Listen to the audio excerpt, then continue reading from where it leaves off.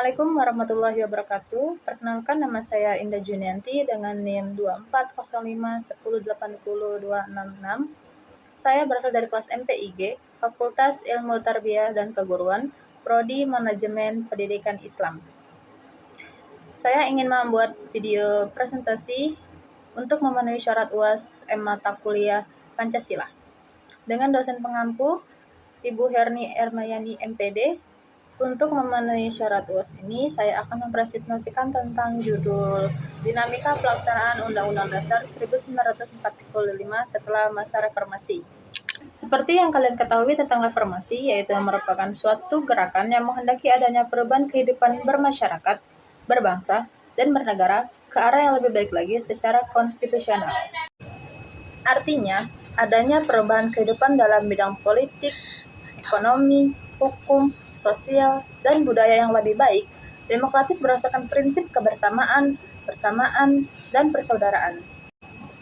Gerakan reformasi sendiri lahir sebagai jawaban atas krisis yang melanda berbagai segi kehidupan, krisis politik, ekonomi, hukum, dan krisis sosial yang mendorong lainnya gerakan reformasi. Bahkan, krisis kepercayaan telah menjadi salah satu indikator yang menentukan. Reformasi dipandang sebagai gerakan yang tidak boleh ditawar-tawar lagi, dan karena itu, hampir seluruh rakyat Indonesia mendukung sepenuhnya gerakan reformasi tersebut. Baik, langsung saja ke pengertiannya, yaitu dinamika adalah perubahan dari seluruh komponen masyarakat dari waktu ke waktu, berupa perubahan-perubahan nilai-nilai sosial, norma-norma yang berlaku di masyarakat. Pola-pola perilaku individu dan organisasi, susunan lembaga kemasyarakatan, lapisan-lapisan maupun kelas-kelas dalam masyarakat, kekuasaan, dan wewenang. Dengan kata lain, dinamika merupakan perubahan sosial meliputi perubahan organisasi sosial, status, lembaga, dan struktur sosial masyarakat. Undang-undang negara adalah peraturan perundang-undangan yang tinggi dalam negara dan merupakan hukum dasar negara tertulis. Hukum dasar negara meliputi keseluruhan sistem ketatanegaraan yang berupa kumpulan-kumpulan yang membentuk negara dan mengatur pemerintahannya. Undang-undang merupakan dasar tertulis. Latar belakang lahirnya reformasi yaitu ada 3. 1. Sebelum era reformasi, Indonesia mengalami masa Orde Baru yang dipimpin oleh Presiden Soeharto selama 32 tahun dari tahun 1967 hingga tahun 1998. Pada masa ini, Indonesia mengalami kemajuan ekonomi yang signifikan, namun juga diawali oleh praktik korupsi dan nepotisme yang merajalela. Selain itu, kebebasan pers, hak asasi manusia, dan kebebasan berpendapat juga sangat dibatasi. Kedua, di Indonesia pada tahun 1998, gerakan reformasi bertujuan untuk memperbaiki tatanan kehidupan dalam bidang politik, ekonomi, hukum, dan sosial menuju Indonesia yang baru. Gerakan ini dipicu oleh kesulitan warga masyarakat dalam memenuhi kebutuhan pokok seperti sembako yang harganya sangat tinggi dan sulit didapatkan. Situasi politik dan kondisi ekonomi yang tidak mungkin menentu semakin menambah ketidakpercayaan terhadap pemerintah. Ketiga, Orde Baru awalnya bertekad untuk menata kehidupan bermasyarakat, berbangsa, dan bernegara berdasarkan Pancasila dan Undang-Undang Dasar 1945. Namun, dengan praktiknya barangkali melakukan penyimpanan terhadap nilai-nilai Pancasila dan Undang-Undang Dasar 1945 dan merugikan rakyat kecil. Pancasila dan Undang-Undang Dasar 1945 hanya dijadikan legitimasi untuk mempertahankan kekuasaan. Penyimpanan tersebut menimbulkan krisis multidimensial yang menjadi penyebab semua lahirnya gerakan reformasi di Indonesia. Adapun latar belakang dari lahirnya reformasi terhadap krisis politik yaitu ada 5. 1. Setiap orang atau kelompok yang mengkritik kebijakan pemerintah dituduh sebagai tindakan subversif atau menentang negara Kesatuan Republik Indonesia. 2. Pelaksanaan 5 paket undang-undang politik yang melahirkan demokrasi semu atau demokrasi rekayasa. 3. Terjadinya korupsi, solusi, dan nepotisme atau biasa disebut dengan KKN yang merajalela dan masyarakat tidak memiliki kebebasan untuk mengontrolnya. Keempat, pelaksanaan dui fungsi atau ABRI yang memasung kebebasan setiap warga negara atau sipil untuk ikut berpartisipasi dalam pemerintahan. Kelima, terciptanya masa kekuasaan presiden yang tak terbatas. Meskipun Soeharto dipilih menjadi presiden melalui sidang umum MPR, tetapi pemilihan itu merupakan hasil rekayasa dan tidak demokratis. Dan ada juga latar belakang lahirnya reformasi dari krisis hukum. Ada 3, yaitu 1. Korupsi. Korupsi masih menjadi masalah serius di Indonesia, dan seringkali pengadilan tidak memberikan hukuman yang sepadan dengan kejahatan yang dilakukan. Kedua, hak asasi manusia. Meskipun ada undang-undang yang melindungi hak asasi manusia, masih terdapat pelanggaran hak asasi manusia yang dilakukan oleh aparat keamanan seperti tindakan kekerasan dan penangkapan sewenang-wenang. Dan terakhir, hukuman mati. Indonesia masih menerapkan hukuman mati sebagai hukuman bagi pelaku kejahatan tertentu. Meskipun dibatalkan sementara pada beberapa tahun lalu, tetapi penerapan hukuman mati masih menjadi polemik dalam masyarakat. Adapun latar belakang lahirnya reformasi pada krisis ekonomi ada 3, yaitu 1. Penyebab utama terjadinya krisis ekonomi adalah hutang luar negeri Indonesia yang sangat besar. Walaupun hutang tersebut tidak sepenuhnya merupakan hutang negara, namun memiliki pengaruh yang sangat besar dalam upaya-upaya untuk menangani krisis ekonomi. Kedua, pemerintahan Orde Baru berambisi untuk mengubah Indonesia menjadi negara industri melalui industrialisasi.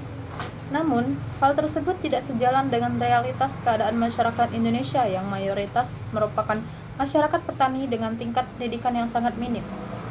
Ketiga, pemerintah Orde Baru memiliki ciri sentralistik yang kuat, di mana seluruh keputusan penting dibuat di Jakarta. Sebagai hasilnya, peran pemerintah pusat memiliki pengaruh yang besar dan pemerintah daerah dianggap sebagai alat pelaksanaan kebijakan pemerintah pusat. Dan ada juga krisis sosial. Krisis sosial di Indonesia pada era reformasi terjadi karena berbagai faktor. Beberapa faktor penyebabnya antara lain kebijakan ekonomi yang tidak efektif dan berpihak pada kalangan tertentu, korupsi yang merajalela di berbagai lapisan masyarakat, perbedaan sosial dan ekonomi yang semakin tajam antara kota dan desa, serta lemahnya sistem pendidikan dan kesehatan. Krisis sosial ini berdampak pada meningkatnya angka kemiskinan, pengangguran, dan ketidakadilan sosial. Oleh karena itu, diperlukan upaya bersama untuk mengatasi krisis sosial ini melalui reformasi yang menyeluruh di berbagai sektor dan tingkat masyarakat. Dan ada juga latar belakang dari krisis kepercayaan. Krisis kepercayaan di era reformasi Indonesia terjadi akibat berbagai faktor juga, seperti korupsi yang merajalela di berbagai lapisan masyarakat, ketidakadilan sosial dan ekonomi, lemahnya sistem pendidikan dan kesehatan, serta kebijakan ekonomi yang tidak efektif dan berpihak kepada kelompok tertentu. Hal ini mengakibatkan turunnya kepercayaan masyarakat pada pemerintah dan institusi negara, termasuk kehilangan kepercayaan pada sistem politik yang ada. Krisis kepercayaan ini memerlukan upaya bersama untuk memperbaiki sistem dan meningkatkan integritas di berbagai sektor agar masyarakat kembali mempercayai pemerintah dan lembaga negara. Adapun juga amandemen 1, 2, 3, dan 4 dalam Undang-Undang Dasar 1945. Apa kalian tahu tentang amandemen? Amandemen adalah tindakan penambahan atau perubahan yang diterapkan pada konstitusi suatu negara, dan perubahan ini harus menjadi bagian yang tak terpisahkan dari naskah konstitusi asli. Di Indonesia, amandemen dalam Undang-Undang Dasar 1945 harus dilakukan dengan berpedoman pada aturan dan kesepakatan dasar. Adapun pemikiran dan latar belakang perubahan Undang-Undang Dasar Negara 1945 dalam amandemen 1, 2, 3, dan 4, yaitu 1. Undang-Undang Dasar 1945 membentuk struktur ketatanegaraan yang bertumpu pada kekuasaan tertinggi di tangan MPR yang sepenuhnya melakukan kedaulatan rakyat. Hal ini berakibat pada tidak terjadi check and balance atau institusi-institusi ketatanegaraan. Kedua, Undang-Undang Dasar 1945 memberikan kekuasaan yang sangat besar kepada pemegang kekuasaan eksekutif atau presiden. Sistem yang dianut Undang-Undang Dasar 1945 adalah executive heavy, yakni kekuasaan dominan berada di tangan presiden, dilengkapi dengan berbagai hak konstitusional yang lazim disebut hak prerogatif, atau antara lain memberi gerasi, amnesti, abolisi, dan rehabilitas, dan kekuasaan legislatif karena memiliki kekuasaan membentuk undang-undang. Ketiga, Undang-Undang Dasar 1945 mengandung pasal-pasal yang terlalu luas atau fleksibel, sehingga dapat menimbulkan lebih dari satu penafsiran atau multitafsir. Misalnya pasal 7 Undang-Undang Dasar 1945 sebelum diamandemen. Dan yang terakhir, Undang-Undang Dasar 1945 terlalu banyak memberi kewenangan kepada kekuasaan presiden untuk mengatur hal-hal penting dengan undang-undang. Presiden juga memegang kekuasaan legislatif hingga presiden dapat memutuskan hal-hal penting sesuai kehendaknya. 5. Rumusan Undang-Undang Dasar 1945 tentang semangat penyelenggaraan negara belum cukup didukung ketentuan konstitusi yang memuat aturan dasar tentang kehidupan yang demokratis, supremasi hukum, pemberdayaan rakyat, penghormatan hak asasi manusia, dan otonomi daerah. Hal ini membuka peluang bagi berkembangnya praktek penyelenggaraan negara yang tidak sesuai dengan pembukaan Undang-Undang Dasar 1945, antara lain yaitu sebagai berikut. 1. Tidak adanya check and balance antar lembaga negara dan kekuasaan terpusat pada presiden. 2. Infrastruktur yang dibentuk antara lain partai politik dan organisasi masyarakat. 3. Pemilihan umum atau pemilu diselenggarakan untuk memenuhi persyaratan demokrasi formal karena seluruh proses tahapan pelaksanaannya dikuasai oleh pemerintah. Terakhir, kesejahteraan sosial berdasarkan pasal 33 Undang-Undang Dasar 1945 tidak tercapai. Justru yang berkembang adalah sistem monopoli dan oligopoli. Amandemen pun memiliki tujuan utama, yaitu ada 6 amandemen. 1. Pembatasan kekuasaan presiden. 2. Perluasan otonomi daerah dan desentralisasi. 3. Penegakan hukum asasi manusia. 4. Demokratisasi proses pemilihan umum. 5. Pemisahan struktur TNI dan Polri. 6. Pembentukan lembaga-lembaga baru seperti DPD, Komisi Yudisial, dan Mahkamah Konstitusi. Berikut uraian dari Amandemen 1 pada tanggal 19 Oktober 1999. Amandemen pertama yang dilaksanakan pada sidang umum MPR dari 14 hingga 21 Oktober 1999 memiliki fokus utama dalam membatasi kekuasaan presiden yang dianggap terlalu berlebihan.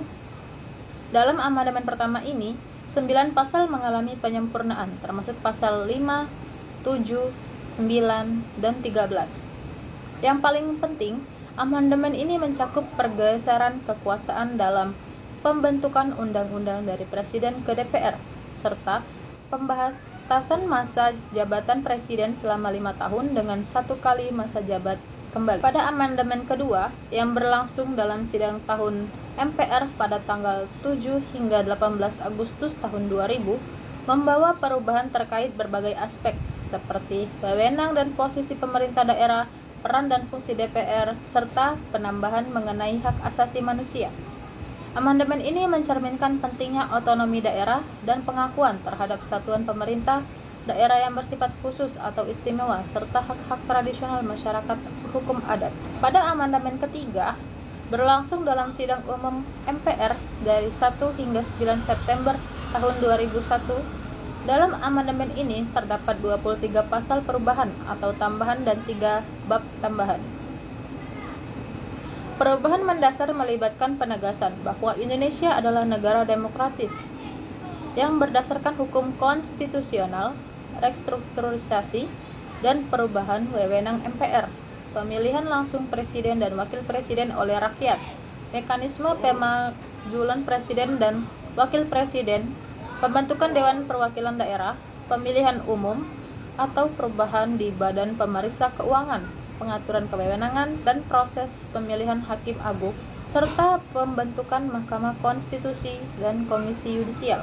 Dan amandemen keempat berlangsung dalam sidang umum MPR dari tanggal 1 hingga 9 Agustus tahun 2002. Amandemen ini melibatkan 13 pasal, 3 pasal aturan peralihan, 2 pasal aturan tambahan, dan perubahan 2 bab. Adapun perubahan sistem ketatanegaraan pasca amandemen Undang-Undang Dasar 1945, yakni dapat ditinjau dari segi sejarah perubahan konstitusi di Indonesia dan juga dapat ditinjau dari segi perubahan konstitusi di Indonesia melalui amandemen. Yang menarik adalah, semenjak perubahan konstitusi Indonesia atau Undang-Undang Dasar 1945, tidak pernah sekalipun ada wacana untuk mengubah pembukaan Undang-Undang Dasar 1945. Akan tetapi, beberapa penganggapan bahwa dapat dirubah tidaknya pembukaan Undang-Undang Dasar 1945 adalah masalah politik, kecuali ditentukan dalam Undang-Undang Dasar bahwa pembukaan tidak boleh dirubah, sedangkan Tetap MPR yang menentukan pembukaan Undang-Undang Dasar 1945 tidak dapat diubah oleh siapapun, termasuk MPR hasil pemilihan umum, yakni peraturan dengan level lebih rendah yang mengatur materi peraturan derajat lebih tinggi. Adapun kesepakatan ad hoc tentang perubahan Undang-Undang Dasar 1945 yaitu 1. Tidak mengubah pembukaan Undang-Undang Dasar 1945, sistematika, aspek kesejahteraan, dan orisinalitasnya. 2. Tetap mempertahankan Negara Kesatuan Republik Indonesia atau NKRI. 3. Mempertegas sistem pemerintahan presidensial. 4. Penjelasan Undang-Undang Dasar 1945 ditiadakan, serta hal-hal normatif dalam penjelasan dimasukkan dengan pasal-pasal. 5. Perubahan dilakukan dengan cara adendum. 6. Lembaga negara dan sistem penyelenggaraan kekuasaan negara sebelum perubahan Undang-Undang Dasar 1945. Perubahan sistem ketatanegaraan pasca amandemen Undang-Undang Dasar 1945 yaitu 1. Perubahan amandemen, 2. MPR, 3. DPR, 4. DPD, 5. BPK, 6. Presiden, 7. Mahkamah Agung, dan 8. Mahkamah Konstitusi. Baiklah, mungkin itu saja presentasi dari saya. Adapun juga kesimpulannya yaitu reformasi merupakan suatu gerakan yang menghendaki adanya perubahan kehidupan bermasyarakat, berbangsa, dan bernegara ke arah yang lebih baik secara konstitusional. Akhirnya reformasi dilandasi dengan memburuknya situasi dan kondisi dalam sebagian besar aspek kehidupan rakyat, dimulai dari aspek ekonomi hingga mengobar aspek-aspek lainnya seperti politik, sosial, hukum, dan lain-lain. Sehingga rakyat berpendapat bahwa pemerintahan Orde Baru dinilai tidak mampu menciptakan kehidupan masyarakat yang adil dalam kemakmuran dan makmur dalam keadilan berdasarkan Pancasila dan Undang-Undang Dasar 1945. Oleh karena itu, tujuan lahirnya reformasi adalah untuk memperbaiki tatanan kehidupan bermasyarakat, berbangsa, dan bernegara. Mungkin sekian presentasi dari saya. Saya mohon maaf kepada Allah, saya mohon ampun. Akhirul kalam, wabillahi taufiq wal hidayah. Wassalamualaikum warahmatullahi wabarakatuh. Terima kasih guys. Love you.